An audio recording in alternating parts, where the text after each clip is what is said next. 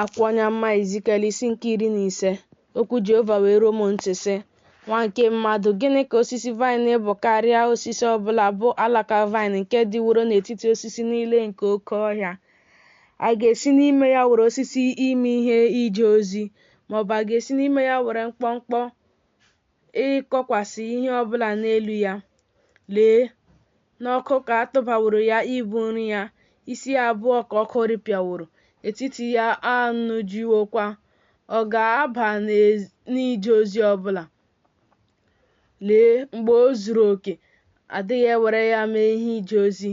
A ga-esikwa aṅaa were ya mee ihe ije ozi ọzọ mgbe ọkụ rịpịaworo ya, o wee nụjie? N'ihi nke a ka Onyenwe anyị Jehova ji si otu a: dịka osisi vaịnị si dị n'etiti osisi oke ọhịa, nke m nyeworo ọkụ ịbụ nri ya, otu a ka m nyeworo ndị bi na Jerusalem. M ga-echekwa ihu m imegide ha. Ọkụ ka ha siworo pụta, ma ọkụ ga-eripịa ha. Unu ga-amakwa na mụ onwe m bụ Jehova, mgbe m doro ihu m imegide ha. M ga-emekwa ka ala ha ghọọ ebe tọgbọrọ n'efu, n'ihi na ha emekpuwo ihe mmekpu.